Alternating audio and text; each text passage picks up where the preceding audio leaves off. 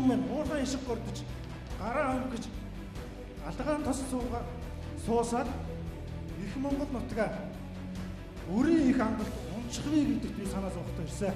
Чухам юу татаад оруулчих. Тэгээ гэрээтэй блогууд нэг хэд нөхдөд яриаг сонссон байхгүй. За энэ дээр нь ороход болох юм шүү. Эсэндээ тусгасан шийдэл нь чухам юу байна? Ямар ч хүн гарч ирсэн ерөөсөө ийм тогтолцоотой байх юм бол Хөгжихгүй байгаа шалтгаан нь. За. Манай хөгжлөл ерөөсөө уруудаад байх юм байна гэж л. Үндсэн хуульд өөрчлөлт оруулах хэрэгтэй.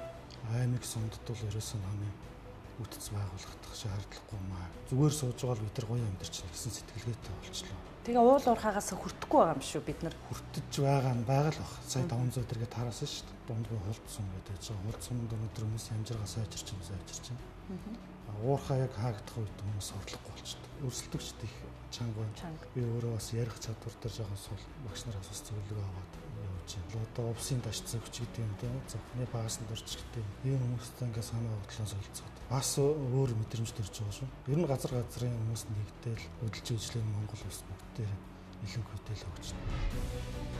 Хүүхэн Баатрын Ганбаатар Дундгой аймгаас оролцогч бизнесийн удирдлага мэргэжлэр магистр зэрэгтэй англи хэлтэй оюуны хүрээ компани захирал, оюуны пирамид төрийн бас байгууллагын тэргүүн, Монгол хүүхдийн оюун сэтгэхүй хөгжүүлэх зорилготой оюуны төвийг үндэслэн байгуулагч.